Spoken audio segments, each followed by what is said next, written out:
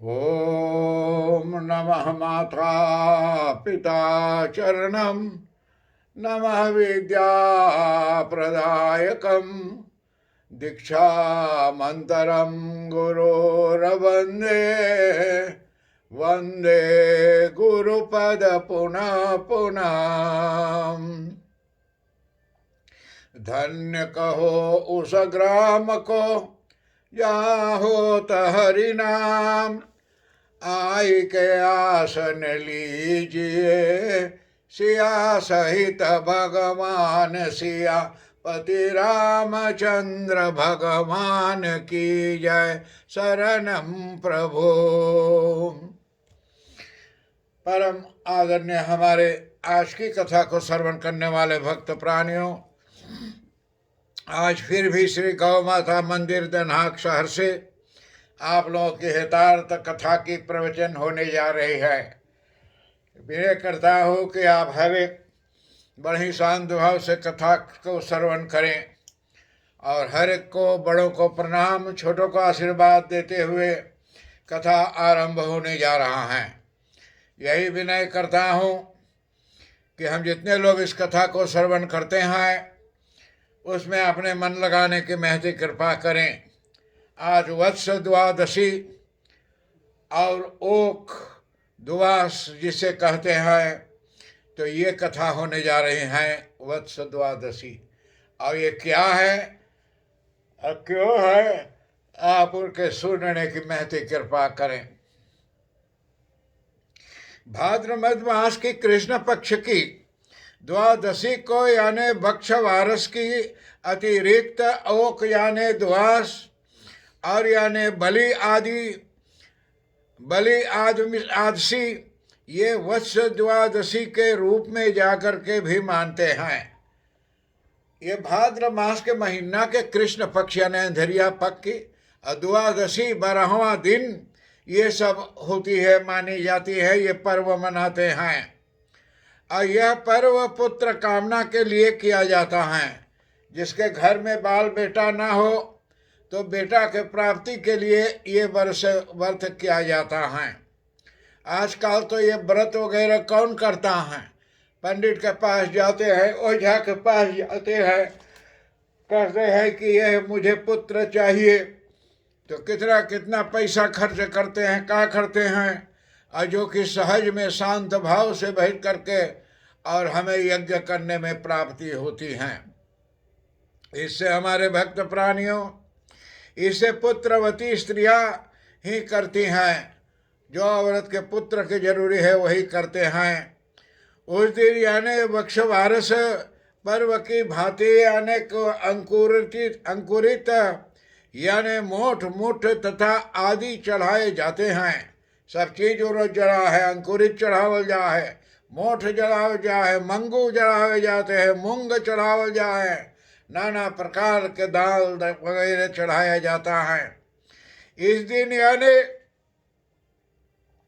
द्विदलीय अन्न के प्रयोग को विशेष महत्व है कि फल जितने अन्न आप दान करें इस दिन उतना ही अच्छा है, इनके महत्व है। और एक दलीन यानी अन्न तथा गौ दूध वर्जित है। इनमें जा करके और दलीय अन्न जो जा करके दाल वाला है, जिसमें बुकला नहीं है, वो नहीं चढ़ाना चाहिए। और गौ का दुग्ध इसमें भी वर्जित है, गाय के दूध भी ना चढ़ावे के चाहिए। और इसका कथा इस बार प्रकार है कि एक बार राजा ने एक तालाब बनवाया और एक राजा रहीन, तो उन्हें जा करके एक तालाब बनवाया, समुद्र यानी गढ़ा सब पट बनवाइन पेटी, चारों ओर से उनकी दीवार यानी पक्की और करा दी गई। चारों ओर से दीवार पक्का को बनवा दिया, स्वयंबाद जैसे हम बोलते हैं, नहाने का पुल। परंतु तालाब में पानी नहीं भरा। और तब राजा ने ज्योतिषी से इसका कारण पूछा, तो उसने बताया कि अगर आप अपने नाती की बलि देवें और यज्ञ करें तो तालाब में पानी भर जाएगा। बोले अपने नाती के बलिदान चढ़ाओ तो जा कर के चढ़ जाएगा। और यज्ञ में यानी बच्चे के यानी बलि दी गई और तालाब वर्षा होने पर पानी पर भर गया। जा करके हुआ वास्तव में एक लड़का को बलिदान चढ़ाइन और तालाब भर गए पानी से, बाप रे। और राजा ने तालाब का पूजन किया। पीछे उनकी नौकरानी ने गाय के बछड़े को काट कर और साग बना दिया। जाकर गाय के बच्चा काट के और वहाँ तरकारी बना दे गाय के बच्चा के। ये जा करके वत्स द्वादशी व्रत को हुआ है। और नौकरानी ने बना दिया। तब लौटने पर जब राजा व रानी नौकरानी से पूछा कि बछड़ा कहाँ गया। नौकरानी ने उसका जाकर को कह दिया। जब से पूछी बछड़ा कहाँ गया नौकरानी से, तो उसकी तो मैंने सब्जी बना दी। बोले ओकर तो तरकारी बना धली मार के। अब देखो राजा ने कहने लगा, पापिन तूने यह क्या किया। और जा करके राजा ने मांस की हड्डी का और जमीन में गाड़ दिया। वो जितने गाय के बछड़ा के हड्डी रहा, जाकर राजा ने और उसको गाड़ दिया नीचे धरती में।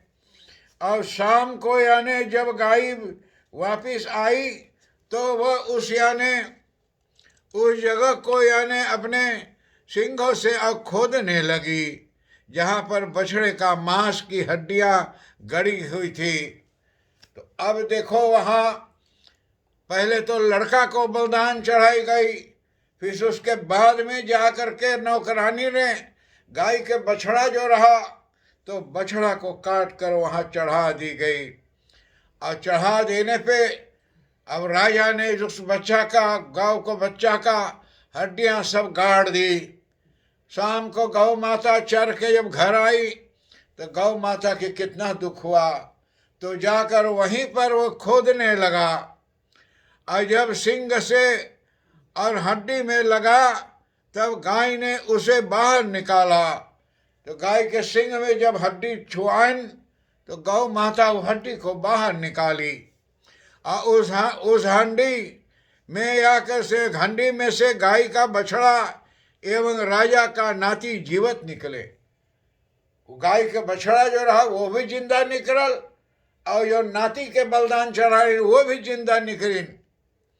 और उस दिन से ओक यानी अद्वास के रूप में मनाया जाने लगा कि उस दिन से ओक के पर्व मनावे लगिन। और उसी दिन से ये जा करके कृष्ण पक्ष के द्वादशी को भाद्रपद मास के और ये पर्व मनाने के शुरू हो गई। उनके परंपरा चल गई। कारण कि भगवान की महिमा परंपार है। एक तरफ बलिदान चढ़ाए गए तो दूसरे तरफ उसको जा करके और बच्चा भी जी गए, गौ माता के बछड़ा जी गए। ये बड़ी पुण्य की बात है। हमें सुनते से कथा को दुख होता है कि लड़का को नाती को भी बलिदान चढ़ी गई और जा करके बछड़ा को भी बलिदान चढ़ी गई। लेकिन भगवान की महिमा व्रत के विशाल हैं। हम लोग ये बात मत करें कि कभी अपने नाती के पकड़ के ले जाके हम चढ़ा दें बलिदान या गौ के बछड़ा काट के कर दें। ये हत्या बहुत बड़ी है। इससे हम लोग इससे बच के रहें। और इसे ये कारण है जो हत्या होता है कि कोरोना आई है, सारे दुनिया में कोरोना की और चल रही है। कोरोना बीमारी हमारी माता भी न्याय ही कर रही है। तो इससे अब कई लोग को खुशी होता है, कई लोग को नाराज़ी होता है। मुझे भी दुख होता है कि जब दोस्त करते हैं किसी से दोस्ती प्रेम बढ़ाते हैं तो प्रेम बढ़ाने के लिए आगे को जीवन में सुधार करने के लिए ना मैं आपको दोष लगाऊं, आप मेरे दोष लगाएं। दोस्त ना बन सको तो दोस्ती छोड़कर अपने अपने रास्ता को पालन करें, धर्म कर रक्षा करें, लेकिन जा करके उसमें दोष ना करें। और जैसे मेरा यही सलाह है कि जितना मेरा प्रेमी दोस्तों हैं दुनिया में, एक प्रेमी दोस्त को, परिवार को मैं पूरे नया साल के रोज एक कथा भर कर पठाऊंगा और कथा को आप सुनते रहिए। ये सिर्फ मेरा आपका संदेश रहेगा। और इस समय मैं यही कहता हूँ कि अगर आपके काम कुछ करें और मेरे कहने से आपके दुख हो तो उस काम को हम रोक दें, काम को मत करें। और या मेरे कुछ काम हो तो आप मत कहें तो अच्छा ही है, तो पुरानी दोस्ती निभा जाएगा। लेकिन बीच में बोलने से अच्छा ही सोच के लोग बोलते हैं ना, मैं अपने प्रति बोलता हूँ लेकिन आप हर एक के लिए ये बात कहता हूँ कि अच्छाई से कह के कहियो। तो कभी कभी समय ऐसा होता है कि अच्छा कहने पर बुरा लगता है लोगों को। और इसी से मैं यही कहता हूँ हर एक को, कोई के कुछ बातें रहें तो चुप रहना भला है। जहाँ कहने में कष्ट है वहाँ चुप रहना भला है। जहाँ रहने में कष्ट है वहाँ से चला जाना भला है।